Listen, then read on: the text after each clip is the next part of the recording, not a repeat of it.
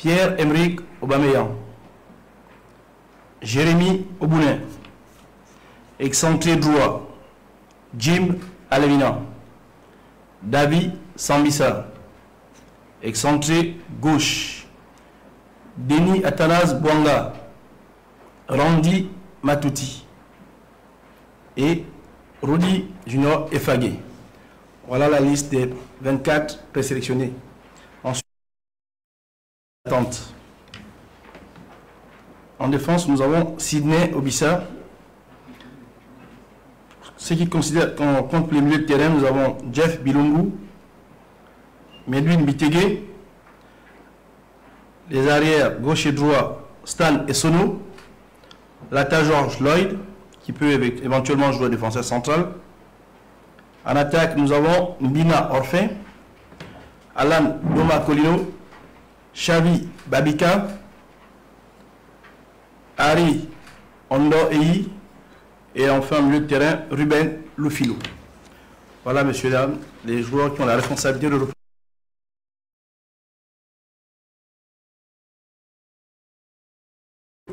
au 10 septembre. Merci. Voilà, messieurs et dames, également, il est temps de passer à cet exercice de questions-réponses. Les questions, finalement, de commenter la liste avec les journalistes. Le coach est disponible pour vous donner le contenu.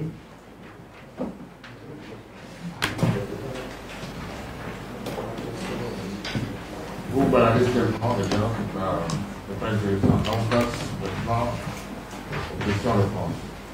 En vérité, on n'a pas besoin des caméras qui baladent. Parce que c'est un plan que le coach de la salle. Pour poser seulement des questions.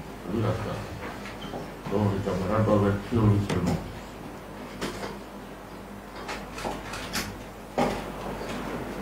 Vous présentez le média auquel vous appartenez et vous posez votre question.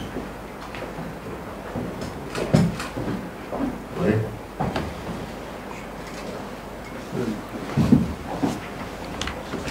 C'est pas fait.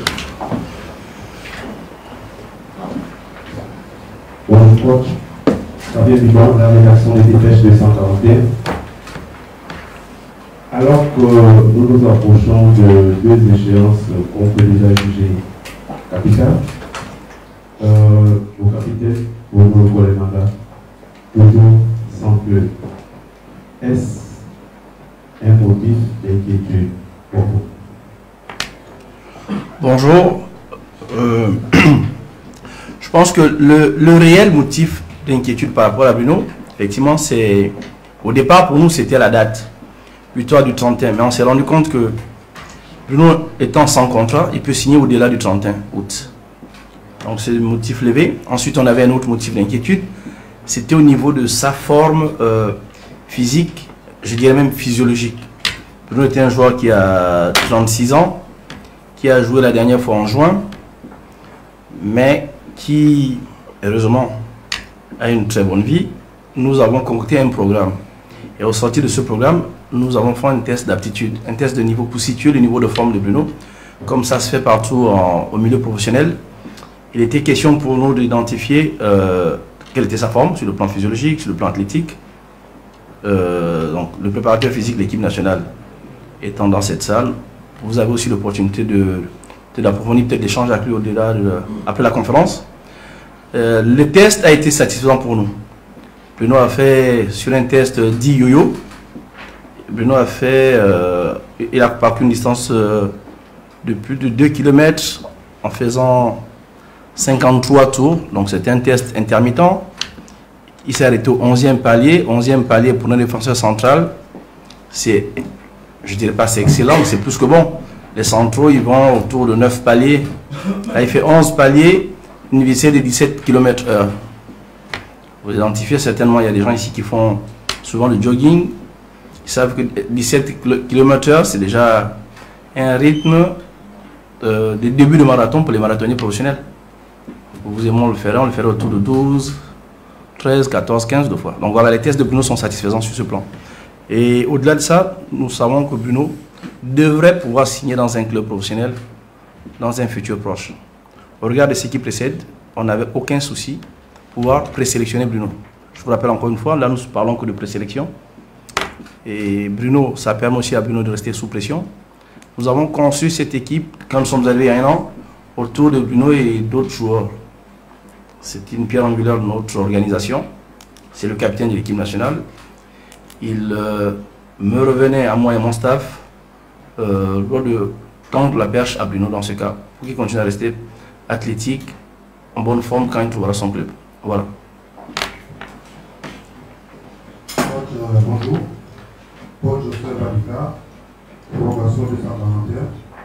Nous constatons sur cette liste, dans les différents secteurs, il y a plusieurs boutures, sinon certains points où ils sont, on va parler des secteurs sont pas accentués dans les différents postes, excepté le secteur défensif, le défenseur, le shooter gauche, qui est commis et donc qui est apparemment le seul défenseur gauche, tout à fait différent.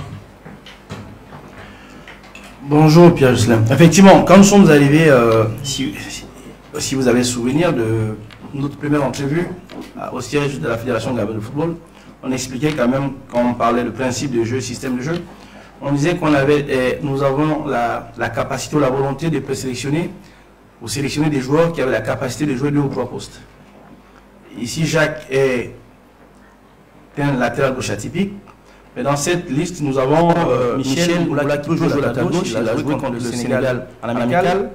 On a Randy qui peut jouer de par ses aptitudes et la capacité de savoir défendre et de savoir attaquer. Parce que dans nos systèmes de jeu, quand on joue le 4-3-3, le 3-5-2, nous avons besoin de pistons. Nous avons Samissa qui peut aisément jouer à cette position. Donc nous avons privilégié d'augmenter la capacité offensive parce qu'à la fin de la journée, ce qui nous intéresse, c'est marquer des buts. Si nous avons 5-6 attaquants, c'est nettement mieux que de se préoccuper à trop défendre. Mais je vous comprends aussi, défendre fait partie de l'équilibre. Avant d'attaquer, il faut savoir défendre, il faut garder sa cage inviolée. Donc voilà un peu ce qui a motivé notre décision. C'est que dans notre présélection, nous avons déjà des joueurs qui peuvent occuper cette fonction aisément. Mboula, Matuti, je pense même que Latam et le frère Antonio Yolo, en championnat italien, a 2 fois joué arrière gauche. Voilà un peu nos motivations.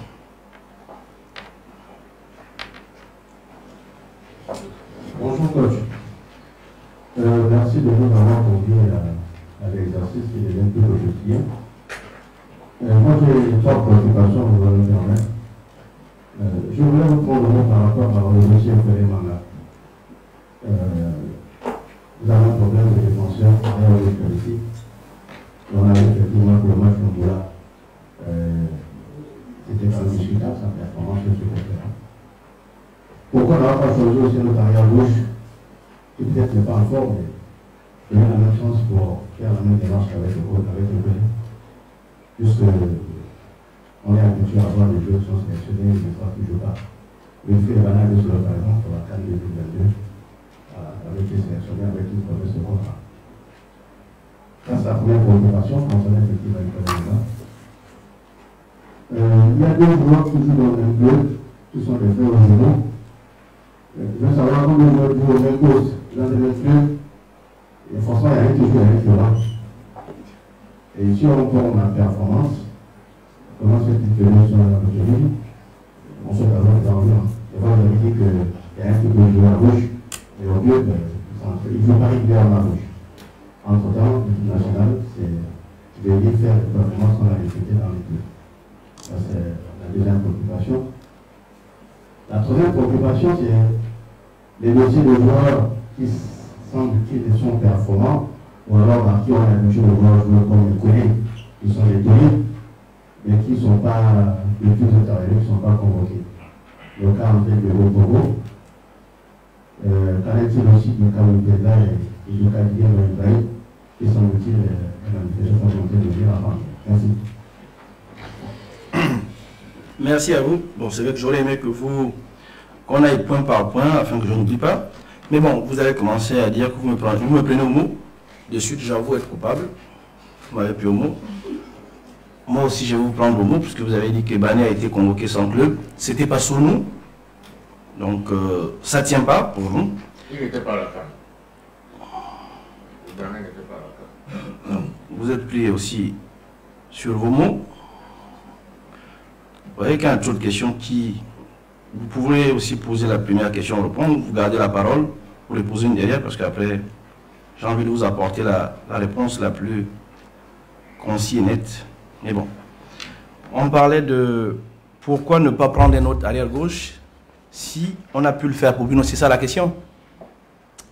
Nous fonctionnons depuis avec un fichier de joueurs par poste, et nous avons toujours dit, on privilégie le profil.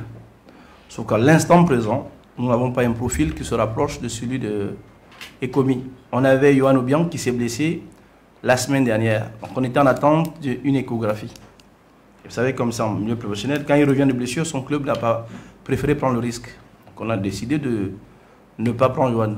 N'ayant pas de championnat sur le plan local, et c'est quand même l'instant de préciser encore que sans championnat, nous avons du mal à fonctionner sur le plan du choix, mais aussi sur la capacité de mettre la pression sur les joueurs, qui de fois peuvent être dilettants en se disant je suis de facto convoqué parce qu'il n'y a que moi. Donc on ne voulait pas s'amuser à prendre ce risque. Bon, après je voulais aussi me défendre sur le point que depuis que nous sommes là, je n'ai pas souvenir d'avoir convoqué un joueur qui n'était pas compétitif. Quand je dis qui n'était pas compétitif, qui avait moins de 4 ou 5 matchs en club ou en préparation. Je n'ai pas souvenir. Mais bon, j'ouvre la porte au débat pour m'apporter peut-être la preuve contraire. Ensuite, sur le cas des frères qui jouent dans le même club, le championnat italien a commencé et les deux ont pu jouer. L'un à gauche, l'autre à droite. Anthony a joué à gauche, Jérémy a joué à droite avec Frosinone, je pense, le week-end dernier. Donc à ce niveau, nous n'avons toujours pas de problème parce qu'ils ont l'habitude, ils ont les repères. Je pense que c'était ça la deuxième question. La troisième, si vous pouvez la reformuler.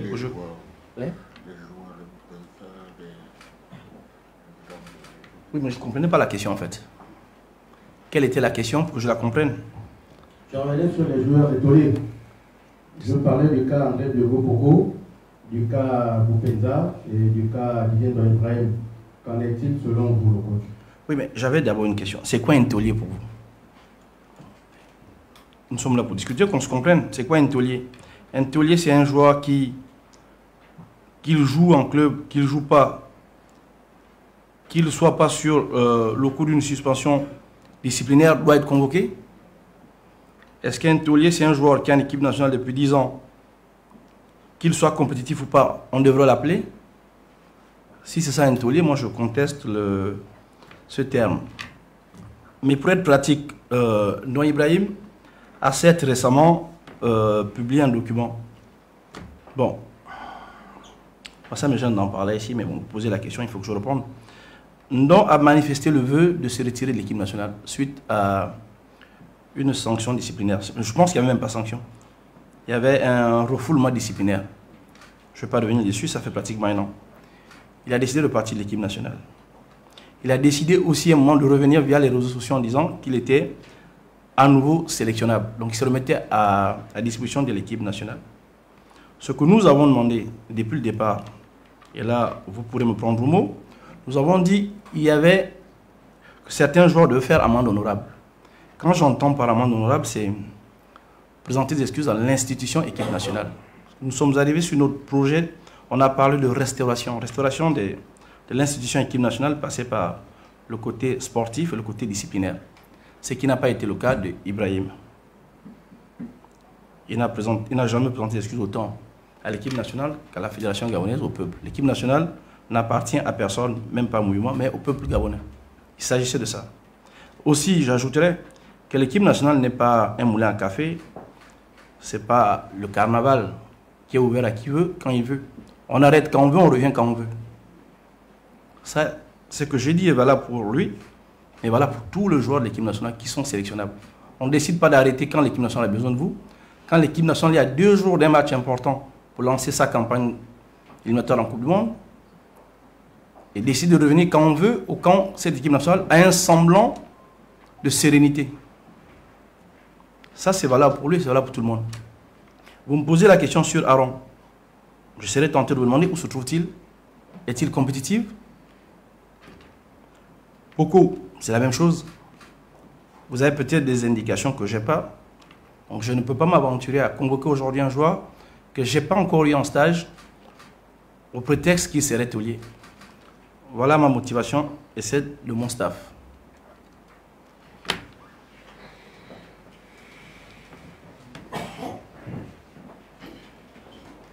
Bonjour coach, Ismaël Jabimba du groupe Génération Nouvelle.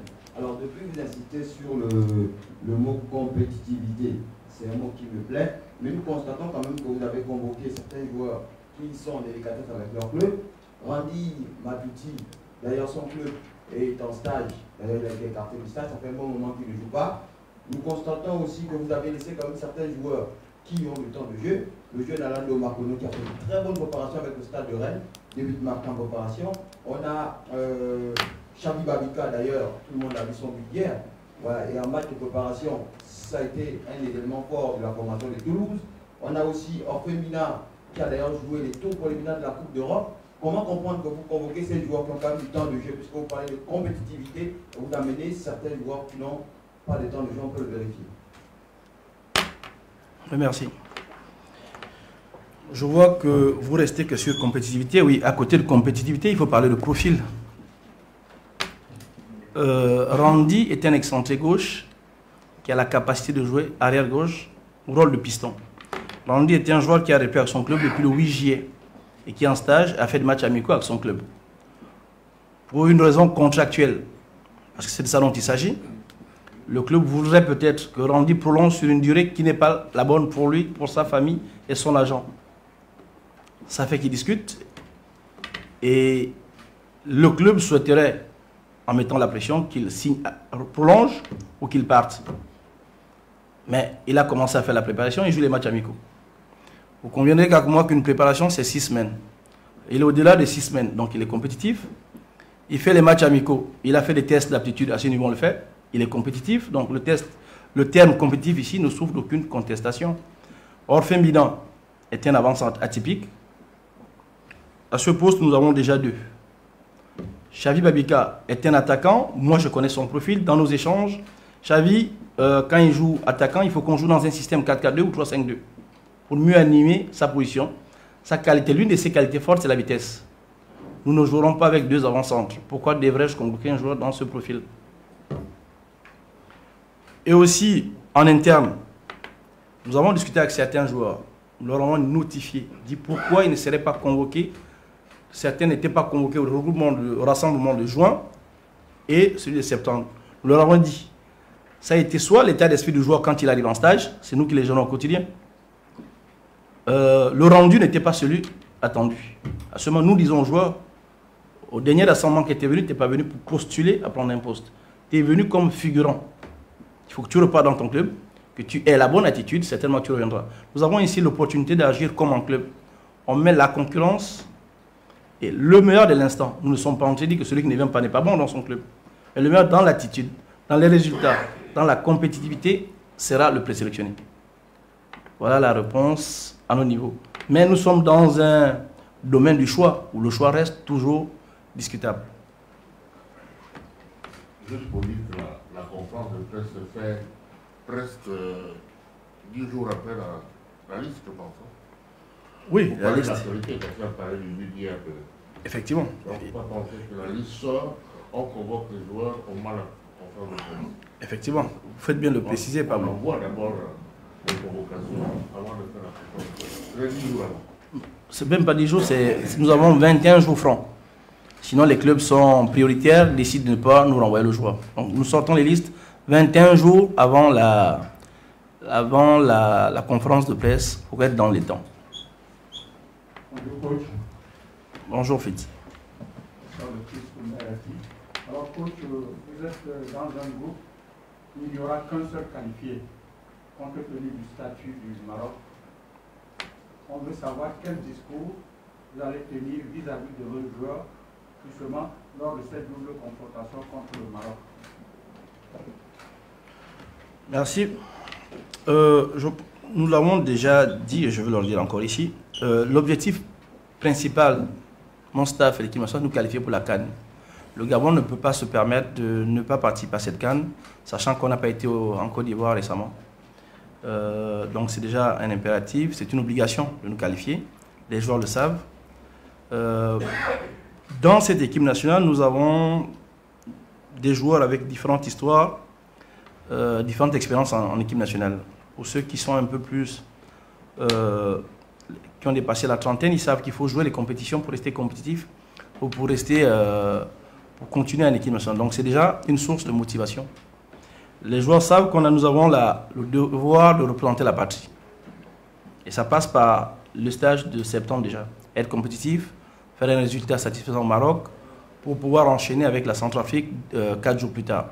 Donc c'est toujours très motivant de savoir que les débuts conditionnent la suite. Ensuite, il faudra dire aux garçons que la position du Maroc n'est pas si simple que ça. Parce que j'ai entendu dire que c'est bien, on joue dans un tournoi 4-3. Non. Nous avons des relations directes que nous ne connaissons pas. Et il nous faut, pour nous, dans notre stratégie, gagner tous les matchs à domicile. J'ai failli dire espérer, mais on ne sera pas dans l'espérance, on sera dans la volonté de gagner tous nos matchs, ce qui pourrait, ou ce qui nous garantirait déjà 9 points, et aller chercher entre 4 et 6 points à l'extérieur. Mais ça, c'est dans des confrontations directes. Donc nous avons des confrontations directes avec la Centrafrique, le Lesotho, où nous devons impérativement être bons et impérativement gagner. Et ensuite, nous recevrons également le Maroc chez nous. Donc voilà un peu aujourd'hui les sources de motivation. Parce qu'on ne va tout de même pas dévoiler toute notre stratégie. Nous sommes en conférence, nous sommes suivis de par le monde. Donc il faut qu'on reste un peu prudent là-dessus. Voilà, monsieur.